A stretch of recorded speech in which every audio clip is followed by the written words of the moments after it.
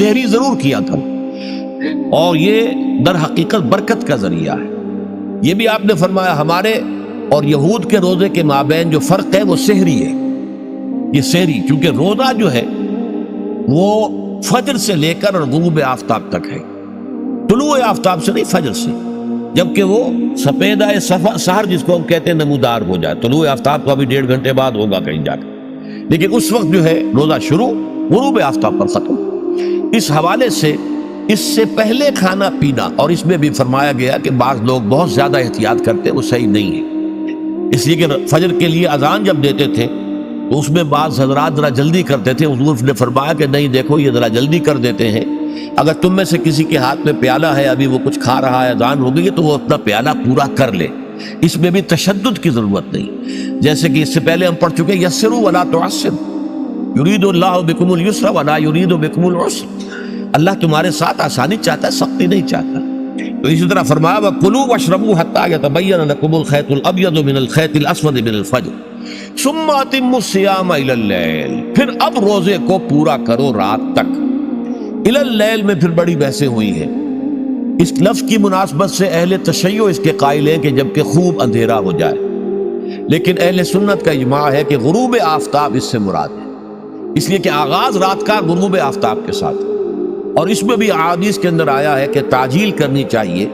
بعض لوگ وہی جو میں نے عرض کیا کہ تقویٰ کے تحت جو ہے، جیسے کہ سفر میں بھی روزے رکھتے ہیں، یا 104 بخار کے درجے میں بھی وہ روزہ قضا کرنے کو تیار نہیں ہوتے، ایسے ہی وہ تاخیر کرتے ہیں اپنے تقوی کے حساب سے، کہیں ایسا نہ ہو، کوئی غلطی نہ ہو جائے، کہیں یہ نہ ہو جائے، کہیں وہ نہ ہو جائے، تو پھر اس کے اندر وہ افطار میں، تو آپ نے فرمایا کہ قوم جو ہے اسی وقت صحیح رہے گی جبکہ وہ افطار میں عجلت سے کام لے، یعنی سحری کے اندر بہت زیادہ جلدی کرنے کی ضرورت نہیں، اگر اذان ہو رہی ہے اس کے دوران بھی اگر کچھ کھا پی رہے ہو تو کھا پی لو، مکمل کر لو۔ اسی طریقے سے افطار کے اندر جو ہے وہ تاخیر کرنے کی ضرورت نہیں، سورج کے غروب کے ساتھ افطار کر لو۔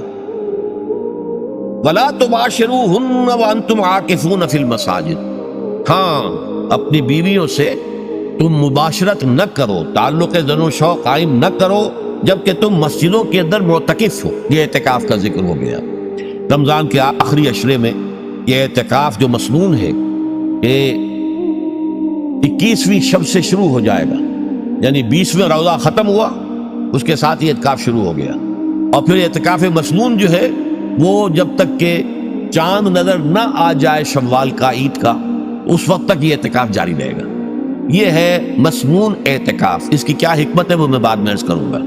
تو یہ حکمت جو ہے اس کے حوالے سے گفتگو بعد میں ہو جائے گی، لیکن یہاں یہ بتا دیا گیا کہ یہ جو رمضان کی 20 راتوں میں اجازت دی گئی ہے اپنی بیویوں کے ساتھ ہم بستری کی، وہ اس معتکف کے لیے نہیں ہے۔ جو مسجد میں معتکف ہے تو ہاں اس کی اہلیہ آ سکتی ہے وہاں ملاقات کے لیے، کسی مشورہ کوئی کرنا ہے بہت ضروری ہے، آ جائے، ملاقات ہو سکتی ہے، لیکن یہ کہ مباشرت نہیں ہو سکتی، وہ حرام ہے۔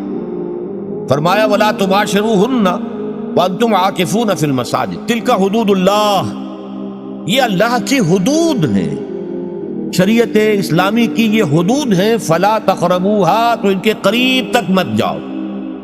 قرآن مجید میں اس اعتبار سے دو انداز تعبیر ہے کہ اللہ کی حدود ہے فَلَا تَعْتَدُوهَا، یہ اللہ کی حدود ہے، ان سے تجاوز نہ کرو، اس حد کو پھلانگ نہ جاؤ، اس حد سے آگے نہ گزر جاؤ۔ یہاں ہے تقربوها، اللہ تعالیٰ کی حدود کے قریب تک نہ جاؤ۔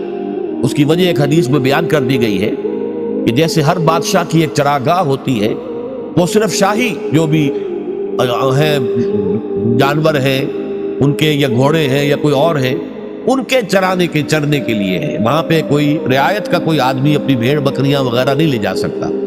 وہ حما کہلاتا تھا کہ یہ شاہ کے لیے مخصوص ہے، لکل ملک حمن وحم اللہ محارمہ، اللہ بھی بادشاہ ہے کائنات کا، ارض و سما کا، اس نے بھی جن چیزوں کو حرام کر دیا ہے وہ حما ہے، اس میں داخل نہیں ہونا تمہیں۔ تو فرمایا کہ جو چرواہا اپنی بھیڑوں کو بالکل اس کی آخری حد تک لے جائے گا تو اندیشہ ہے کہ کوئی بھیڑ کوئی بکری چھلانگ لگائے اور اس چراگاہ میں داخل ہو جائے۔ اس لیے کیپ ایٹ اے ڈسٹینس، ایک فاصلے پر رہو۔ احتیاط کا تقاضا یہ ہے کہ اس آخری حد کے قریب نہ جاؤ، فلا تقربوها، اس کے قریب نہ جاؤ۔ ان حدود کی تو سختی کے ساتھ پابندی کرنی ہے۔ ان کے لیے یہ ہے کہ ان کو نہ صرف یہ کہ ان سے تجاوز نہیں کرنا، بلکہ ان سے ذرا کچھ فاصلے ہی پر اپنے آپ کو رکھنا ہے۔ کذالک یبین اللہ آیاتہ للناس، اسی طریقے سے اللہ تعالیٰ واضح کرتا ہے اپنی آیات کو لوگوں کے لیے، وَلَعَلَّهُمْ يَتَّقُونَ، اور تاکہ وہ پھر تقویٰ کریں، بچیں۔ جب احکام معلوم ہو گئے اب بچنا آسان ہے، جب احکام معلوم نہیں تو اندیشہ ہے کہ کہیں کسی حرام کے اندر جو ہے وہ ملوث ہو جائے۔